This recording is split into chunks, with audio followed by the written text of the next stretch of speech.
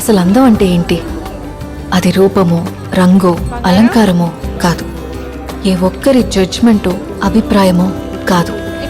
ఒక కవి వర్ణనో, చిత్రకారుడి బొమ్మో కాదు. మరేంటది? అందమంటే గుణం. అమ్మాయినయుండి చెప్తున్నా, I don't want people to call me beautiful. దాని బదులు నీది కష్టపడే తత్వం, నీలో కరుణ ఉంది, నీకు ధైర్యం ఎక్కువ, నువ్వు తెలివైన దానివంటే నాకు సంతోషం. Address us by our qualities. MS Subbulakshmi అంటే భక్తి, అందం కాదు.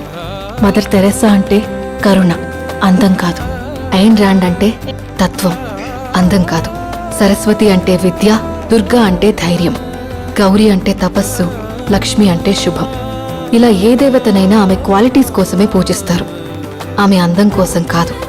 నీ గుణాలే నీ సంతకమవుతాయి, నీ అందం కాదు.